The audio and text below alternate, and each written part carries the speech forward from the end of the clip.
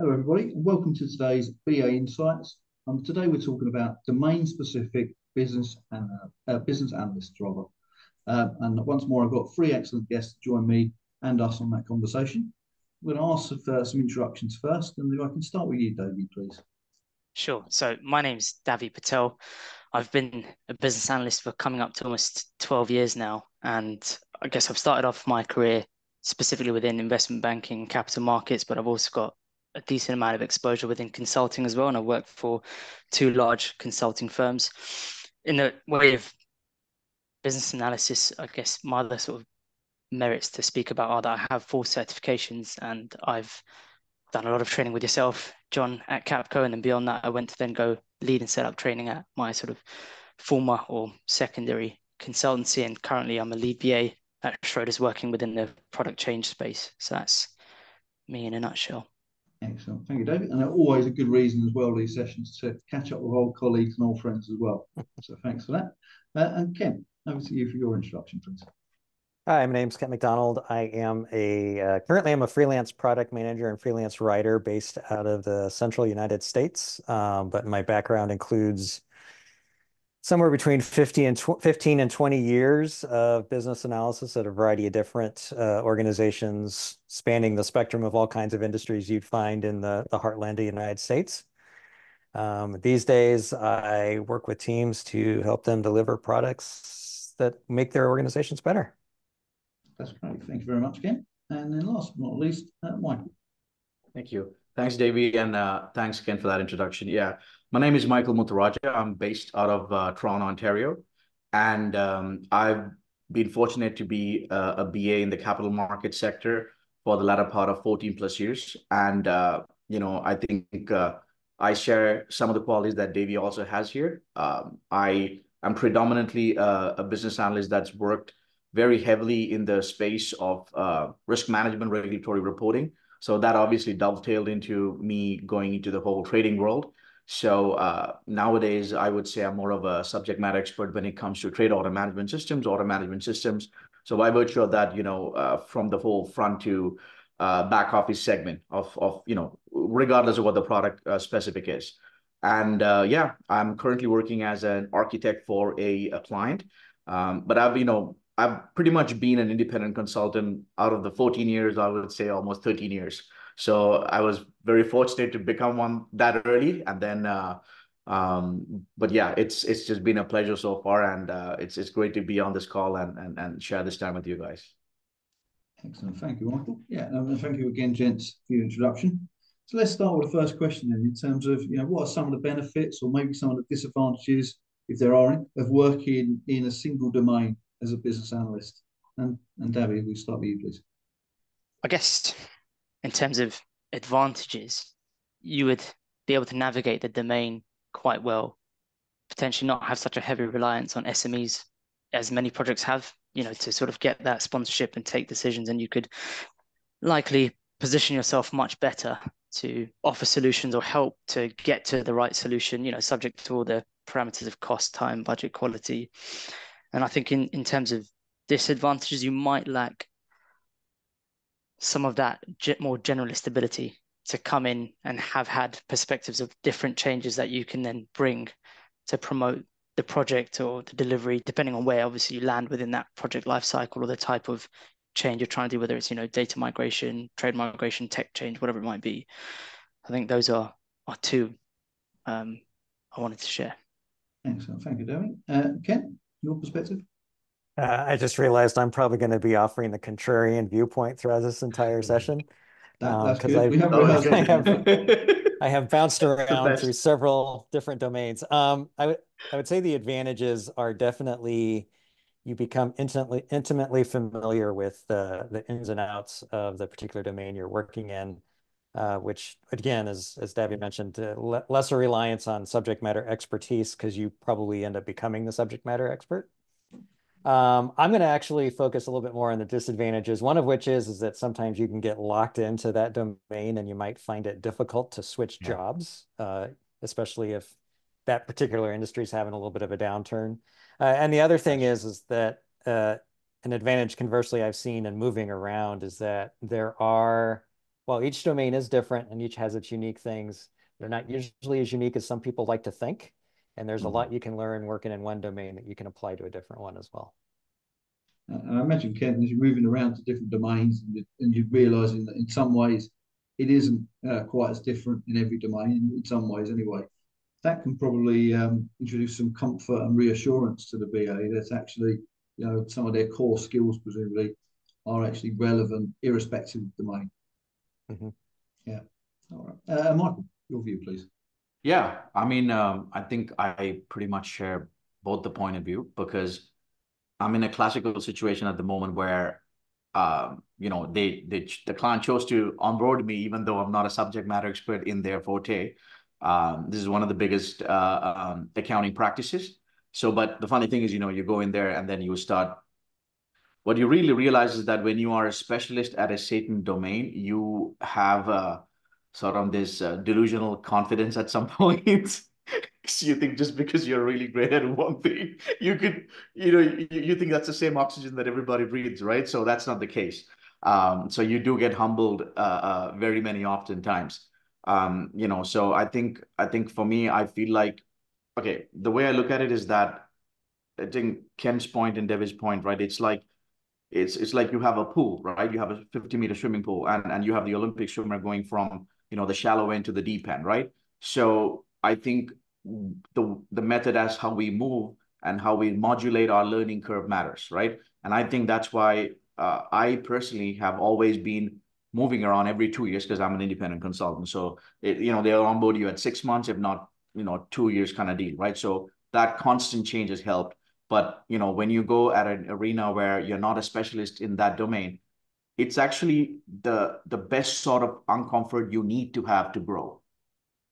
So, you know, it is a disadvantage, 100%. Trust me, I'm completely on board with what you guys said. But I feel like that's where we end up making a huge difference for our own career and even for the client's perspective, because we end up giving them perspective that they didn't even know. And then we end up learning perspectives that we didn't even realize was going to be there. So, you know, and I mean, let's face it, right now, if you throw a stone anywhere, you'll hear the word AI and ML.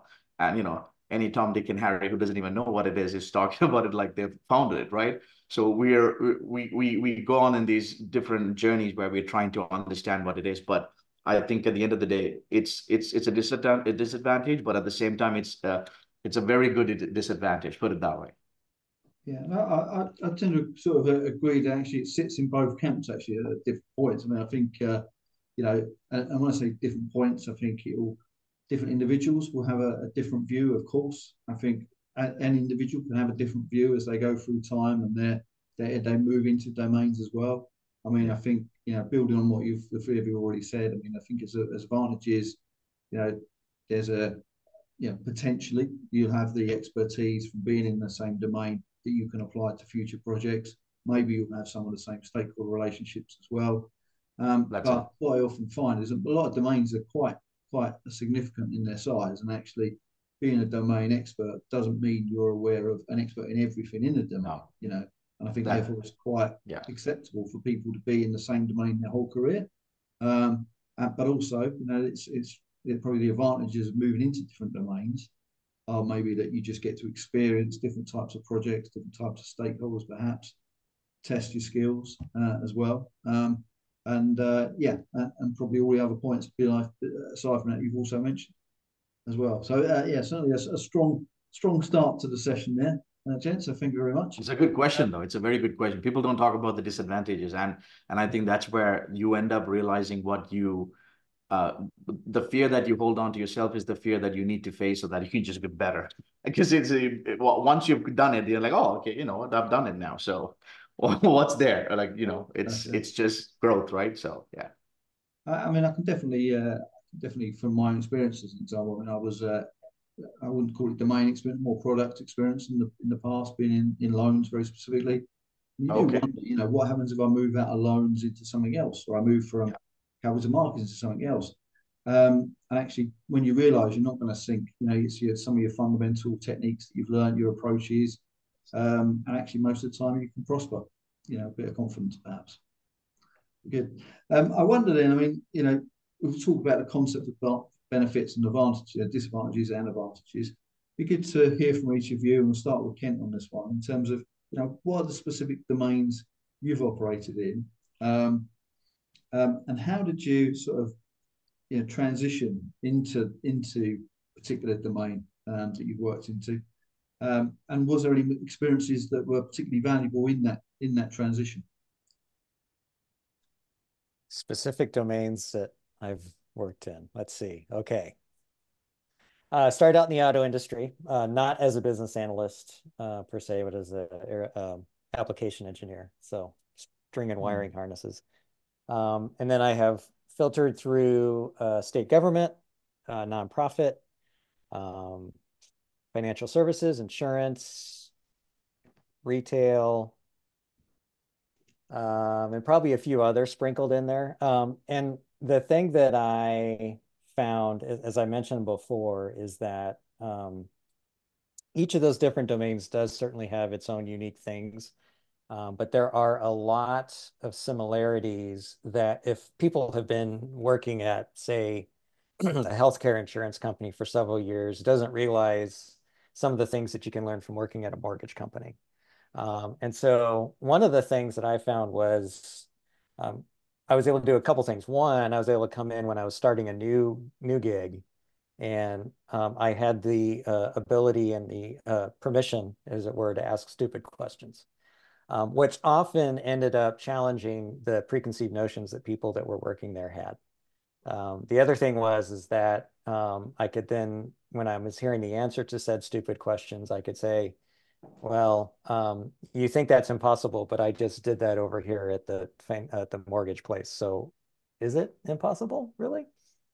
And the other thing that I realized is that I may have misspoke is that if you, in fact, treat business analysis skills as a domain, that's probably the domain specific thing I've been in the entire time. Even now that I'm a product manager, I find I use a lot of the skills I picked up being a BA, teaching BAs, now even doing product management. Yeah, totally agree there. Michael? Oh, yes.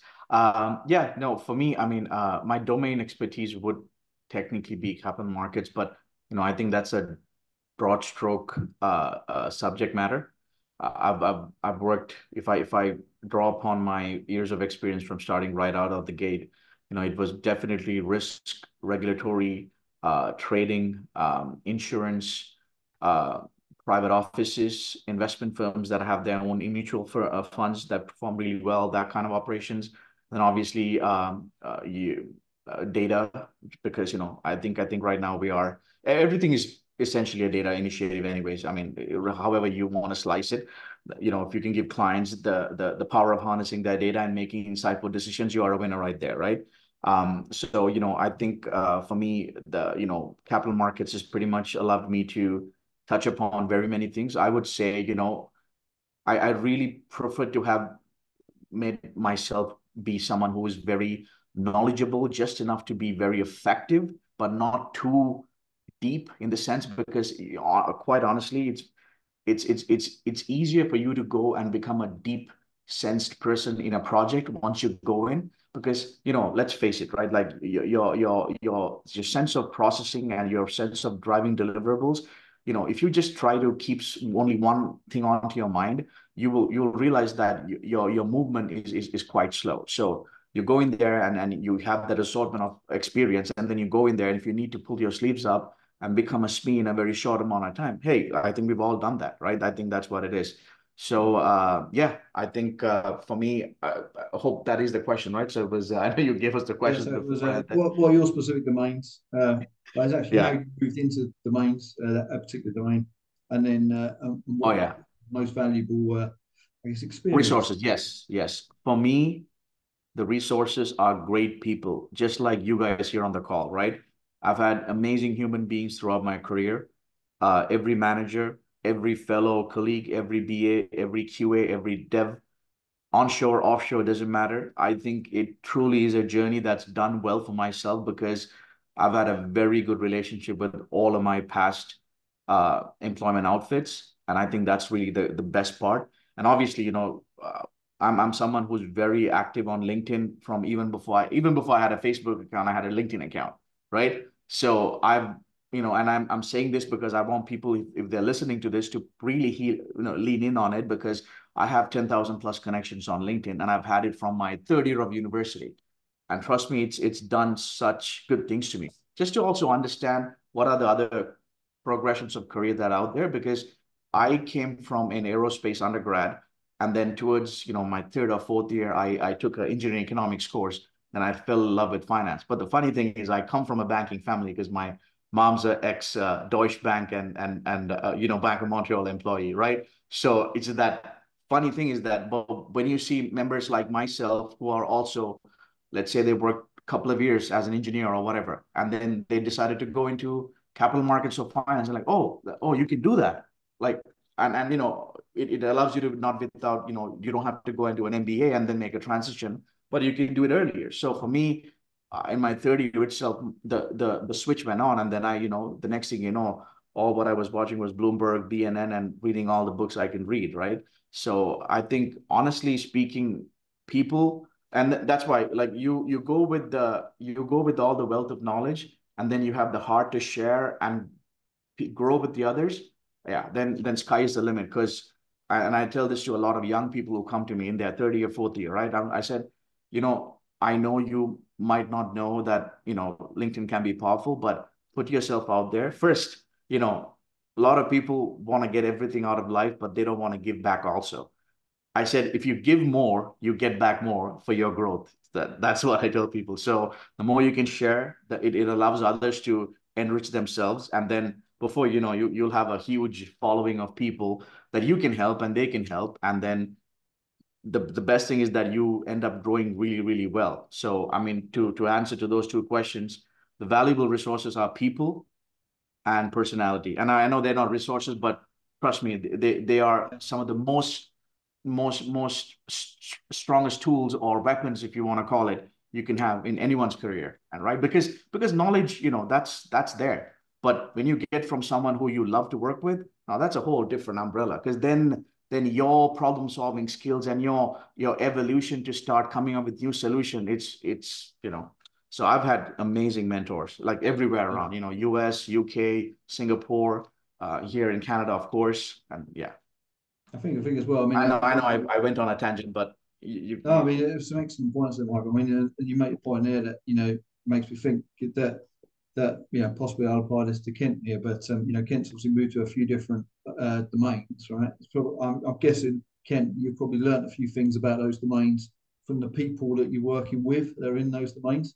So I really, I'm really behind what you're saying there, Michael, about the people, because they're the glue that enable you to understand what an organisation, how they tick.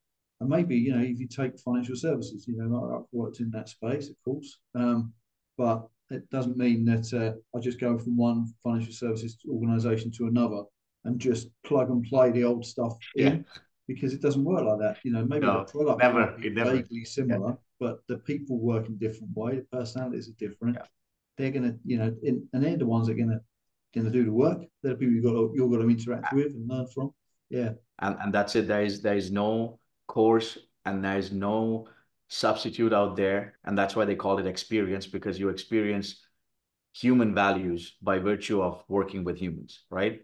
And that's why it is the strongest tool in the world, right? And you can see how people grow. And you when you go to new clients, you could talk to people and realize how bitter the experiences have been or how great the experience has been, right?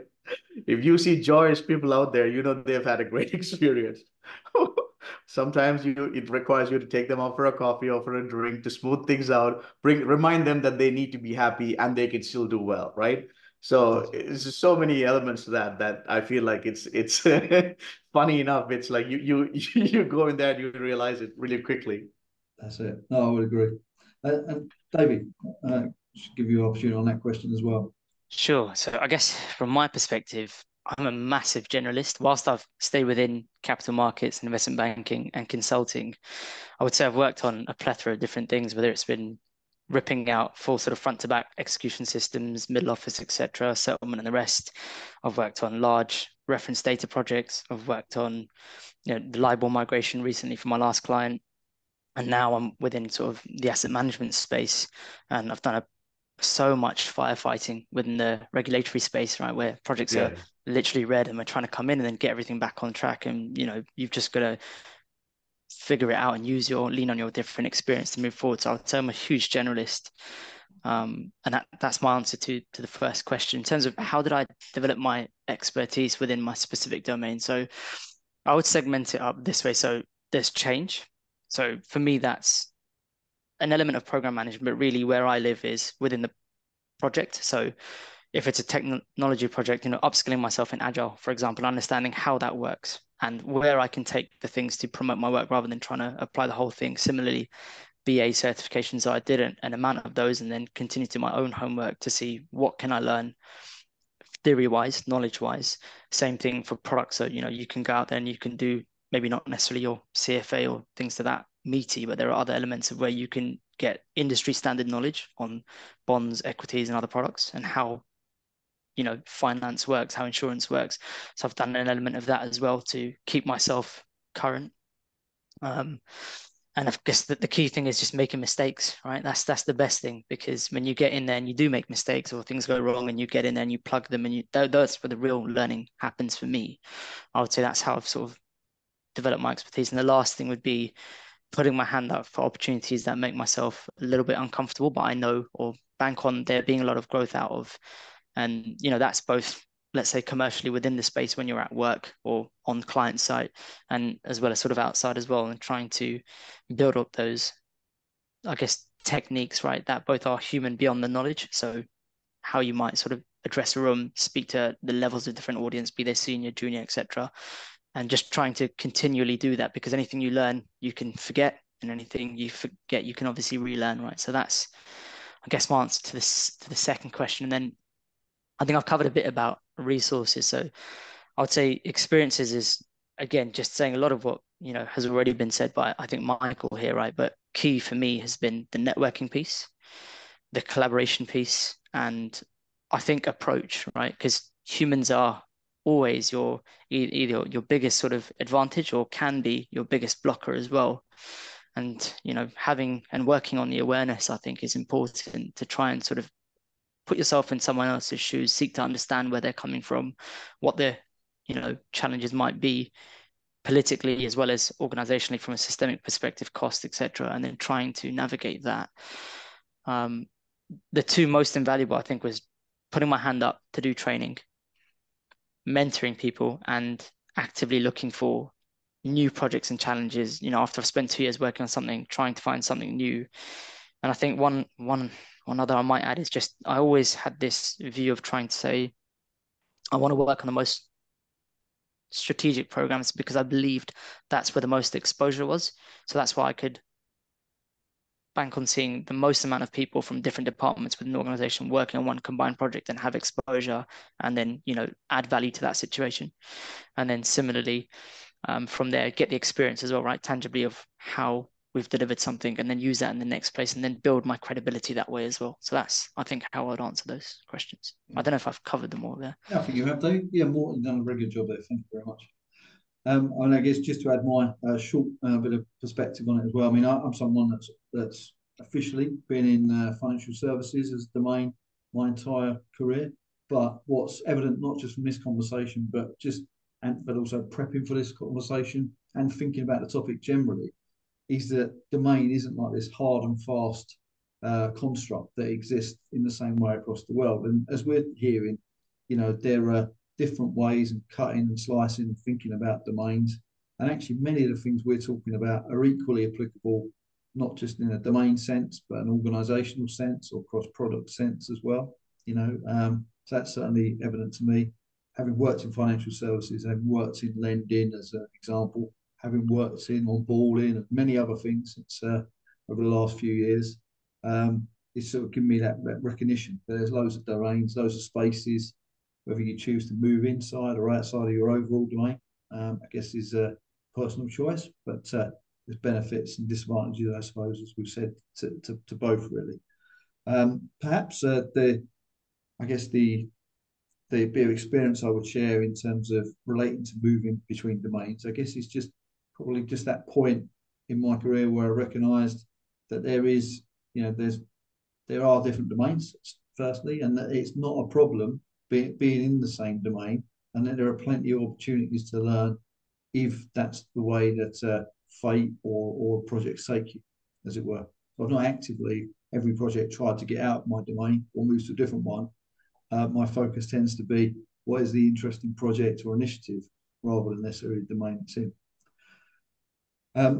Brings us on to as well a question, and it was a point made earlier about expertise, a question around, where does, when we think about domain expertise as ourselves as a BA, where does, like, if we've got domain expertise ourselves, what does that mean about the engagement with a subject matter expert within our domain we might engage with as a stakeholder? So, Michael, I'm going to ask you that question first, if I could. Yeah, I mean, I think really what happens is that, so if you go and let's say, because when we talk about expertise, it's always a very difficult truth to address, because there's always the whole parent-child hierarchy with respect to what's the true notion of what starts and what leads on after, right? So when I go out there and work with different clients who have different subject matter experts, I usually find myself like trying to be the listener most of the time, just because sometimes what happens is that you're going in there. Let's say I'm going in, and then there's an expert who's out there 25 years in that company. He's laid the law, right? He's seen it go through an evolution. But also the fact that he's only seen the evolution of that one cake. You know what I'm trying to say, right? So the recipe, the ingredients is what he's been privy to. Right. So it's really about being a little bit cautious as to not to overstep, but to respect and to lean in on, okay, is there different methods and sort of like avenues as to how we can make things better. But at the same time, I always feel like it's a track record, right? If you can go into any firm and look at how they've done well, and you can assess the truth. And that's what it is. I mean, the ones that do well for a reason. They've had really great culture. They've had really great operational efficiency. They had really great feedback loops that learn. They have really great leaders that are actually the advocates and ambassadors for the same changes, right? That's key. I mean, and I tell this to a lot of people. It's just like it's like the Amazon model, it working backwards is how they look at it, and they've achieved so much great with respect to putting customers at the front. So for me, when I go and work with subject matter experts, I just want to make sure I respect, understand, get an understanding of the history, and then be able to let them know humbly where I come from, what I have to present, and why I feel the way I do. So when I go through this set of processes, I always feel like I get the best out of the resource. It ends up being a great work colleague, and then also translates into a great friendship for that matter too. So, and then, we end up performing really well as a team, right? It's because, especially being a consultant every 2 years or every 6, 8 months, 12 months, or whatever that may be, I'm in a different space, right? And that's just how it is. And for me, the reason I've been able to adapt and fit well, without not sticking out like a sore thumb, is because I go with those 4 elements of process that I follow. And then it really helps me just being able to, because it's like anybody, right? Like let's say if you're a soccer team or a cricket team, and you have suddenly a new player who comes in, it's just like you like if he comes in and he's the cocky one, you end up realizing that it's not going to work out on the long term, right? There's no I in team, right? So yeah. And it's a good point, because actually it's from those existing team members already there. They're the ones that are going to tell you the history of the situation, not you that's coming from the outside. So yeah, totally get that point. Thank you, Michael. David. Yeah, I guess in this, I'm looking at this from 2 lenses. So one is my team. So if we're thinking about an SME in that perspective, perhaps another BA or seasoned project manager, I think there's a lot of positive engagement that can happen where you really get your brain going, right? You can sort of begin to look at solutions together. You can tackle things together, increase that collaboration, that just, that window time span that you're at work. I find, you really sort of increase the happiness of sort of being there when you're working through things, even sometimes when you're in the trenches a little bit. Then that's more locally. I think if you're looking at from my other lens, then when it's more the client relationship in this case, I think here there's always, again, a healthy challenge. So maybe in the first stages, they're meeting you for the first time, and let's say you're not, that credible in this space, and you're not as deep an SME as they are because they're the SME. You have that healthy challenge of trying to build trust and credibility, which is, there's different ways of doing this, and you want to try and do that as quickly as possible. And I try to find that as my focus point, which I, get a lot of sort of joy out of when it's achieved. And then after that, there's that piece of where you begin to get autonomy back because you've built the credibility, right? And then now suddenly they're there when you need them, and you can always use them as your guide to help you learn stuff, but you can begin to suggest and propose solutions better, be more of an advocate yourself, and begin to, day zero on a project, you start with nothing. Day 100, you have everything, and that's because you've been able to build that, and they've, given you that information, and you can help to leverage that to define and architect a new solution, which of course is transferable to the next phase. So that's, I think, some of the two things at least that come up for me in that question. I think from that, Davi, I think any SMEs out there will be reassured that if you're on the project with them, that you won't be trying to take over. So that's one message that's come across from that, at least. Ken, can I have your perspective on that? Yeah, I've found that there are lots of different types of subject matter experts. And sometimes the subject matter that they're expert in is the process that I've been doing for 15 or 20 years. Not that I know why I'm doing this process, I just know what the steps in the process are and all the things that go wrong. So having some and again, because my situation is about every couple of years, I'm going in to a different company, which is usually in a different industry. And if I have enough advanced warning, I'll usually try and do a little bit of broad research about that industry before going into it. So for example, at one point I was going into an agri-science company and had to do a quick deep dive into options trading to get an understanding of what the heck was involved with it. You guys are like, yeah, that's old hat. It's not that hard. But for me, it was a little bit new stuff. But so what I do, I mean, having some understanding of the domain I'm going into helps me at least, and usually the level of knowledge I try to get to is so I can at least tell if I'm being BS'd. If someone's giving me a line that this really isn't the case, or they're used to doing a very rote process, but they don't necessarily understand the depths underneath it. And I use that knowledge not to come in and say, oh, I'm right, you're wrong, but more just to understand that where do I take what I'm hearing at face value, and where do I need to trust but verify, to dig in deeper and understand how things really should be. And are there some approaches that we might need to take that are different than how they have been doing it, just because there wasn't quite the understanding there about why is it we're really doing this. Yeah, no, it certainly makes sense to me, for sure. I mean, I think probably not a great deal for me to add, really, off the back of what the three of you have said. But really, I mean, I think what I'm definitely hearing is that there is that space for business analysts to come in with a bit of expertise, but with the subject matter experts to remain in situ and for their expertise to be utilised as well.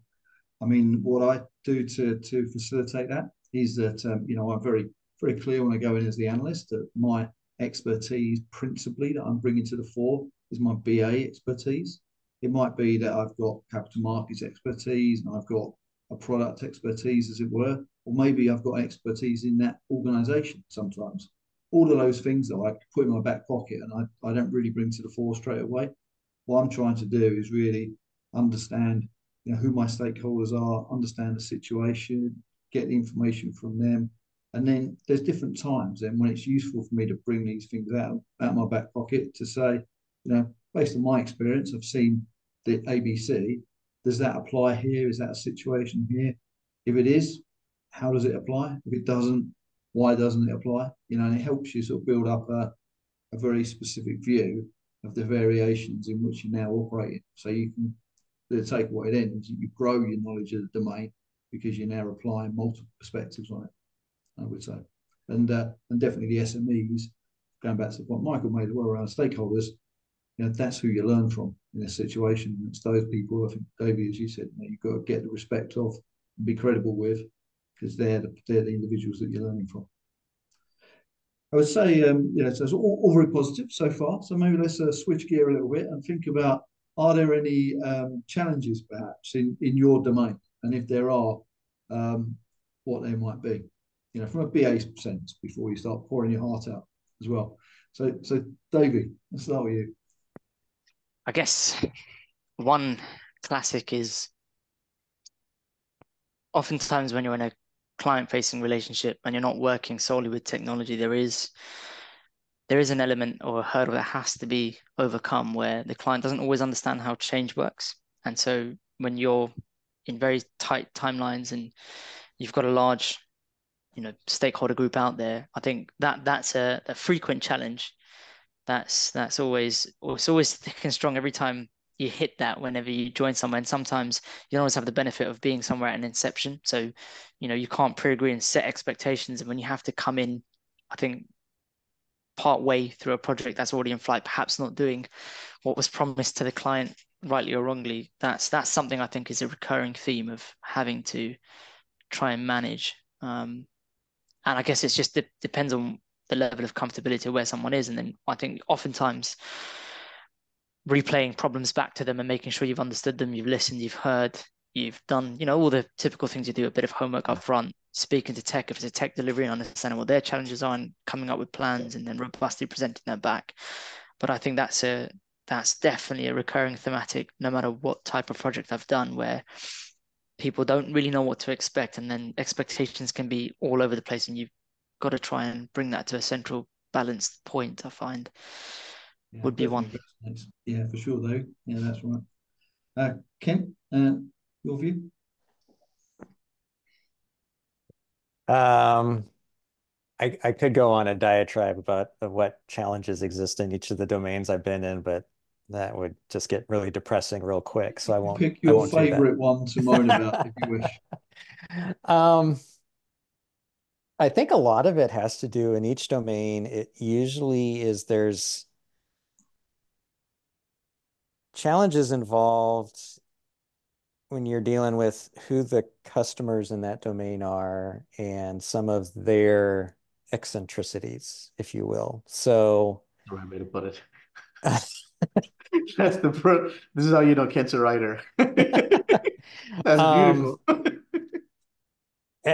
And sometimes kind of the nature they work in. So for example, when I've been in retail setting, and this actually has more to do with stakeholders, the organizations are used to structuring their team such that they've got managers tend to be the ones that are doing all the thinking, and the associates are the ones that are kind of stocking the shelves and running the cash register and everything.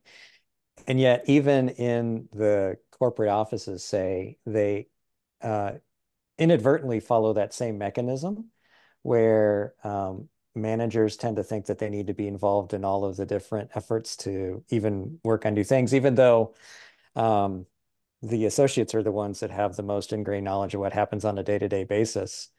So I've found that when I'm trying to decide who I'm going to talk to find out, kind of what a current process looks like, I'll go to the managers to find out why a process is the way it is. And then I'll go to the associates to actually find out how it's done. Because if you were to ask a manager how something is actually done, they'll tell you how it's supposed to happen. And then if they actually heard the people that work for them describe how they really do it, they would just be shocked. Yeah. And on the flip side, if you ask a associate, well, why are you doing this? Usually they'll say, well, that's what the procedure is, which isn't terribly helpful in the long run. SOPs, yes. And what people on the ground will note as well is that if a procedure is not really workable, they'll find a way to make it workable and get it done. So observing them is a lot more valuable than just reading through procedures. Yeah, but yeah, a very familiar story there, Ken. I've heard for sure. Michael, what view? Yeah, I think Davi and Kent went on those are the biggest classics, right? So I mean, for me, I think depth of deliverability and also integration are okay, so this is funny, right? Because we're going through a revolution right now as to how things are done, how things will be done, right? Everything is changing, and everything is changing in a really fast pace. And a lot of people like change, but they do not know how to digest change. They like it because it's cool, you know, but they don't like it because what the consequences might be. So that's sort of what's going on right now. And I think because I'm a, capital markets business analyst, that's why the deliverables, the integrations, the vast amount of data that we are dealing with at the moment, I think they're all jewels, but they're all definitely they might shine, but they might not be completely valuable until you are truly able to quantify it, right? So that's why you know, for me, I feel like those are the biggest challenges. And quite honestly, they were the same challenges before. It's a different density of challenges now. So I think regardless of how we evolve as humanity and as users of technology, it wouldn't really matter because the feelings as to how we adapt to change and adapt to using change and progress will be the same because it's early adoption is always a challenge, and it goes back to how Davi presented it. If I frame it the same way, trying to get someone to understand and lean into that's 99% of the time that's a challenge, guys. Like if you have a great vision, the biggest challenge is convincing someone else what you see in your mind. Because here you're living in a parallel universe. It's all done here. But here on the reality of it, until you go at least 75% of a winning streak, nobody's gonna rally with you. So that's like it's like I told you this. I told you. It's like, oh yeah, but it sounded crazy before, that kind of stuff, right? So yeah, I think at the end of the day, I think that challenge would be there for anyone, I would say. But yeah, I mean, again, when you talk about challenges, that's a 1 month conversation, right? So we're trying to digest that into a very short I amount didn't, of didn't time. deliberately pose that, so we'd have a 1 month conversation. You'll be pleased to know. But I mean, what's really interesting is that that many of the answers that we're coming up with, and that even those I was thinking about myself, I was thinking about budget will be one as an example. Yeah, there's a few other things as well besides, but they're it was very difficult to say they're actually domain specific, because I think there's loads of probably general themes that apply irrespective of the domain. We just maybe because we work in one domain, sometimes we think, I'd like to work in another domain where they don't have budget issues, where they don't have stakeholders, where they don't have delivery problems, where they don't have time or money or any of those concerns. And then you think, hang on, they do. They have They all do. that. 100% they do. And actually, the challenges are not really at that generic level. It might be that, if you're working on a healthcare project, it's going to have some very domain specific situations, because maybe it's a healthcare product that you're working on versus financial services versus social, as an example. But, probably at a reassuring level, like middle level, there's a lot of things that are probably quite consistent, and therefore probably good that as BAs, that if we can navigate the situations and the problems in one domain, we probably similar in another domain. It's just that we just maybe think about things differently in someone else's patch, maybe. So that's what certainly come across from talking to you, gents, anyway, in the last 10 minutes on that topic as well. So another question that occurs then, I mean, if some of us are going to be, SMEs or experts to some degree in a domain, or have expertise in the domain, or even many, as Kent has called out, how do you maintain your expertise, your at least enough domain expertise to be useful?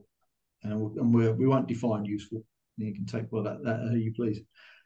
Ken, I'll start with you on that one, please. One of the important things I found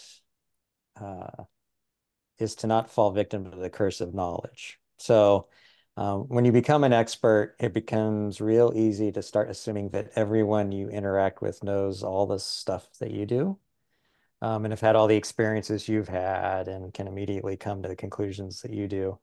And when you And if you fall into that trap, it becomes very easy to skip a few levels ahead of some of the folks you're talking to about various topics, and you end up losing them. And of course, no one's going to point out, I'm not following you. Or if they do it in such an obscure way that you don't realize that the reason there's the miscommunication is that you're making a lot of assumptions about what they know that they don't. So I always try to remember that there's a lot of things that other folks may not be aware of that I'm aware of, and there is even more stuff that I don't know that they do know.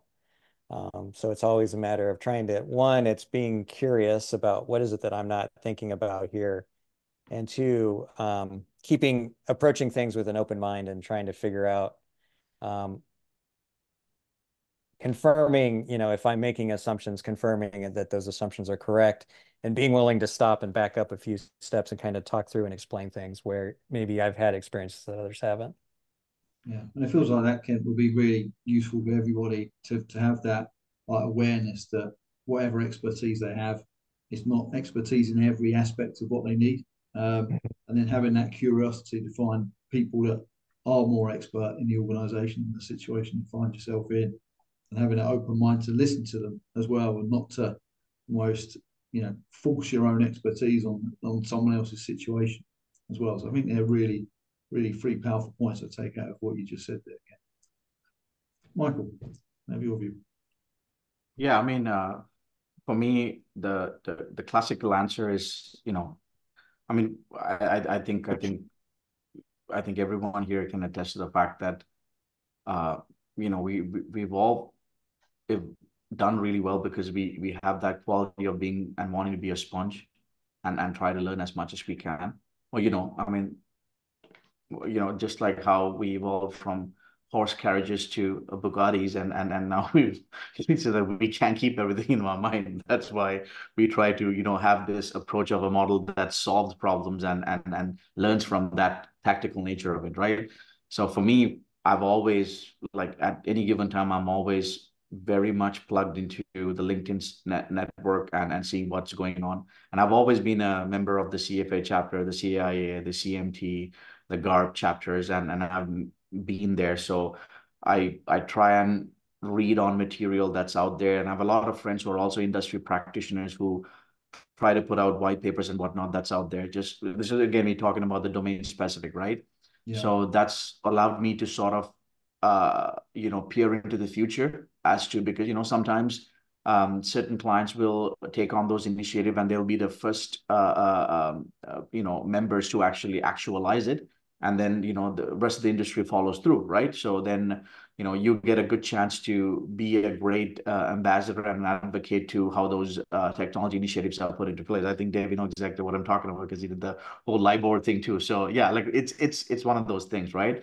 And yeah, I like this is how it is, right? Like I at any given time, like I have at least a 40 to 50 group of friends I'm always having conversations with, healthy conversation about the work that's going on, what will be going on, where will we be at 10, 20 years from now.